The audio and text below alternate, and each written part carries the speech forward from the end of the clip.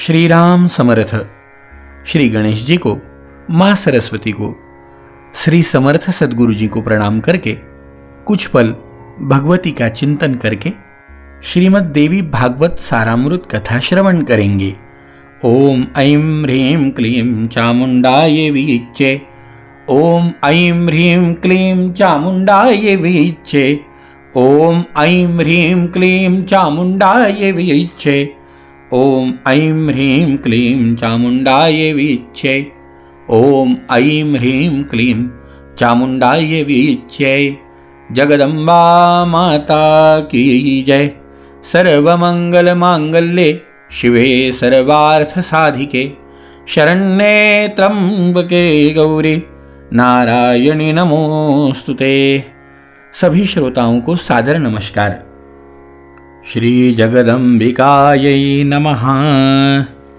कल की कथा भाग में हमने सुना कि भगवान गोपाल कृष्ण जी की प्रसेन की खोज और उससे दुखी हुए वसुदेव जी।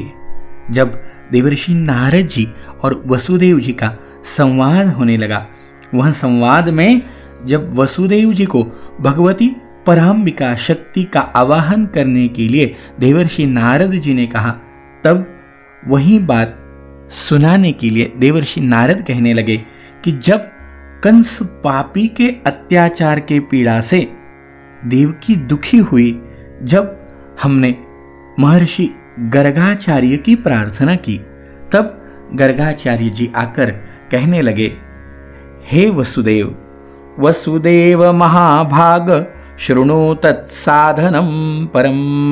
वसुदेव, तुम्हारा दुख दूर करने के लिए एक उपाय हमारे पास है। वसुदेव सुनो, या सा भगवती दुर्गा भक्त दुर्गति हारिणी। हे महाभाग वसुदेव, अब आप उस सर्वश्रेष्ठ साधनों को सुनिए जो भगवती दुर्गा अपने भक्तों की दुर्गति का विनाश कर देती है। आप उन कल्याणकारिणी देवी की आराधना कीजिए, इससे शीघ्र ही आपका कल्याण होगा, क्योंकि उनकी आराधना से सभी लोगों की समस्त कामनाएं पूर्ण हो जाती है। दुर्गा की उपासना करने वाले मनुष्य के लिए संसार में कुछ भी दुर्लभ नहीं है। गर्ग मुनि के ऐसा कहने पर मैं प्रसन्न हो गया और अपनी पत्नी सहित मुनि श्रेष्ठ गर्ग को परम श्रद्धा युक्त प्रणाम करके दोनों हाथ जोड़कर कहने लगा, यद्यस्ति भगवन् प्रीतिर मयि ते करुणानिधे। हे भगवान, हे करुणा सागर, हे गुरु, यदि आप मुझ पर स्नेह रखते हैं तो मेरे कल्याण के निमित्त आप ही उन भगवती चंडिका की आराधना कर दे। मैं तो कंस के घर में बंदी रहने के कारण कुछ भी कर सकने में समर्थ नहीं हूं। अतः हे महामते, अब आप ही इस दुख सागर से मेरा उद्धार कीजिए। इत्युक्तस्तु मया प्रीत प्रोवाच मुनिपुंगवः। वसुदेव जी कहने लगे, देवर्षि, मेरे इस प्रकार कहने पर वे मुनि श्रेष्ठ प्रसन्न होकर बोले, हे वसुदेव, आपकी प्रीति के कारण मैं आपका कल्याण करूंगा। मेरे द्वारा प्रीति पूर्वक प्रार्थना किए जाने के उपरांत गर्ग मुनि देवी दुर्गा की आराधना की इच्छा से ब्राह्मणों के साथ विंध्य पर्वत पर चले गए। वहां जाकर जप एवं पाठ में तत्पर रहते हुए गर्ग मुनि जगत की मातृ स्वरूपा और भक्तों की कामनाओं को पूर्ण करने वाली भगवती की आराधना करने लगे। जब पूजन आदि अनुष्ठानों की समाप्ति के पश्चात आकाशवाणी हुई, भूभार हरणार्थाय मया संप्रेरितो हरिः। हे मुने, मैं प्रसन्न हो गई हूं, अतएव तुम्हारे कार्य की सिद्धि होगी। वसुदेवस्य देवक्यां स्वांशेनावतरिष्यति। समस्त प्रकार के पाप एवं अनाचार स्वरूप पृथ्वी के भार का नाश करने के लिए मुझसे प्रेरणा प्राप्त कर स्वयं भगवान विष्णु अपने अंश से वसुदेव की भार्या देवकी के गर्भ से अवतार लेंगे। कंस के भय से वसुदेव जी उस शिशु को लेकर शीघ्र ही गोकुल में नंद के घर पहुंचा देंगे और वहां से यशोदा की कन्या को लाकर अपने घर में राजा कंस को दे देंगे। तब कंस उस कन्या को मारने के लिए उसे पृथ्वी पर पटक देगा। तदनंतर उसके हाथ से छूटकर मेरी अंश स्वरूपा वह कन्या तत्क्षण अलौकिक रूप धारण करके विंध्य पर्वत पर चली जाएगी और निरंतर जगत का कल्याण करेगी। इस प्रकार उस आकाशवाणी को सुनकर गर्ग्य मुनि भगवती जगदम्बा को प्रणाम करके प्रसन्न मन से मथुरापुरी आ गए। आचार्य गर्ग के मुख से महादेवी की वरदवाणी की बात सुनकर मैं पत्नी सहित अत्यंत प्रसन्न हुआ और परम आनंद विभोर हो उठा। तभी से मैं देवी के अत्युत्तम महात्म्य को जानता हूं और हे देवर्षि, आज भी आपके मुखारविंद से मैंने वही देवी महात्म्य सुना है। अतो भागवतम देव्या स्वमेव श्रावय प्रभो। अतः हे प्रभो, अब आप ही मुझे श्रीमद् देवी भागवत सुनाइए। हे दयानिधे, मेरे सौभाग्य से ही आप यहां पधारे हुए हैं। वसुदेव जी का वचन सुनकर प्रसन्न मन वाले नारद जी ने शुभ दिन एवं शुभ नक्षत्र में श्रीमद् देवी भागवत की कथा आरंभ की। मुनियों, कथा विघ्न विघातार्थम द्विजाजे पूर्णवाक्षरम। कथा में आने वाली विघ्न बाधाओं के शमनार्थ ब्राह्मण देवी के ओम ऐं ह्रीं क्लीं चामुंडाय विच्चे मंत्र का जप तथा मार्कंडेय पुराण में वर्णित देवी स्तोत्र का पाठ करने लगे। क्षण भर हम भी वहीं जाप कर ले। ओम ऐं ह्रीं क्लीं चामुंडाय विच्चे, ओम ऐं ह्रीं क्लीं चामुंडाय विच्चे, ओम ऐं ह्रीं क्लीं चामुंडाय विच्चे, ओम ऐं ह्रीं क्लीं चामुंडाय विच्चे। जगदम्बा माता की जय। श्रोताओं, यह धुन मैंने मेरे आदरणीय प्रातस्मरणीय गुरुवर्य श्री दीनानाथ जी गंधे महाराज उनके मुखारविंद से सुनी है। बहुत ही आनंद मिलता है जब भी उनकी याद आती है। सूत जी कहने लगे, हे मुनियों, प्रथम स्कंधमारभ्य श्री नारद मुखोदगतम। प्रथम स्कंद के आरंभ से ही वसुदेव जी देवऋषि नारद के मुख से निःसृत अमृत स्वरूप श्रीमद् देवी भागवत पुराण का भक्ति पूर्वक श्रवण करने लगे। 9वें दिन कथा की समाप्ति होने पर महामनस्वी वसुदेव जी ने श्रीमद् देवी भागवत ग्रंथ तथा कथावाचक दोनों की प्रसन्नता पूर्वक पूजा की।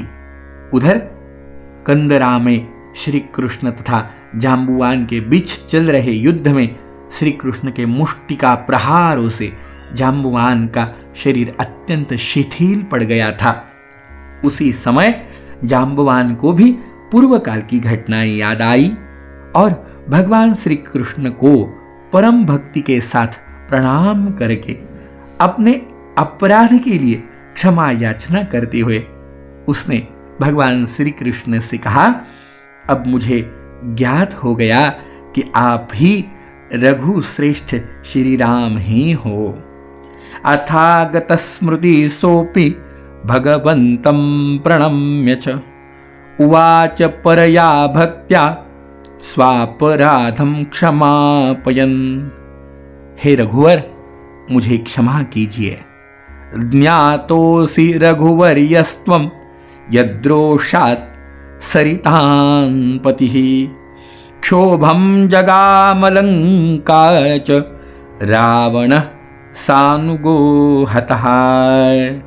अब मुझे ज्ञात हो गया कि आप ही रघुश्रेष्ठ श्री राम ही है, जिनके भयंकर कोप से सागर तथा लंका नगरी दोनों क्षुब्ध हो गए थे और रावण अपने बंधु बांधवों सहित मारा गया था।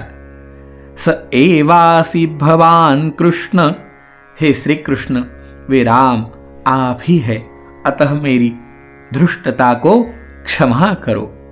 मैं आपका सर्वथा सेवक हूं, अतएव मेरे योग्य जो भी कार्य है उसके लिए मुझे आदेश दीजिए। जाम्बुवान का वचन सुनकर जगतपति श्री कृष्ण जी बोले, श्रुत्वा जाम्बवतो वाच मब्रवीत् जगदीश्वरः मणिहेतिरिह प्राप्ता वयं वृक्षपते बिलम। हे वृक्षराज, मणि प्राप्त करने के लिए हम लोग इस कंदरा में आए हुए हैं।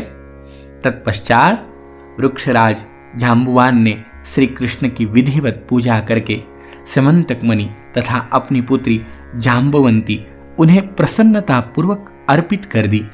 सताम पत्नीम समादाय मणिम कंठे तथा दधत। श्री कृष्ण ने जाम्बुवंती को पत्नी के रूप में अंगीकार करके मणि को गले में धारण कर लिया और वृक्षराज जाम्बवान से विदा लेकर वे द्वारकापुरी के लिए प्रस्थित हुए। उधर द्वारका में उदार हृदय श्री वसुदेव जी ने श्रीमद् देवी भागवत पुराण कथा की समाप्ति के दिन ब्राह्मणों को भोजन कराया, नानाविध दक्षिणाओं से उन्हें संतुष्ट किया। भार्यया सहितं कृष्णं वसुदेव पुरोगमाः। जिस समय वे ब्राह्मण वसुदेव को आशीर्वचन प्रदान कर रहे थे, उसी समय भगवान श्री कृष्ण मणि धारण किए हुए पत्नी जाम्बुवंती के साथ वहां आ पहुंचे। भार्या सहित भगवान श्री कृष्ण को देखकर वसुदेव जी तथा उपस्थित जन समूह की आंखें हर्षातिरेक के अश्रु से परिपूर्ण हो गई और वे परम आनंदित हुए। देवर्षिर्नारदश्चाथ कृष्णागमन हर्षितः आमन्त्र्य वसुदेवञ्च कृष्णं ब्रह्म सभां ययौ। देवर्षि नारद भी श्री कृष्ण के आगमन से हर्षित हो गए और उन्होंने वसुदेव जी तथा श्री कृष्ण से विदा लेकर ब्रह्म सभा के लिए प्रस्थान किया।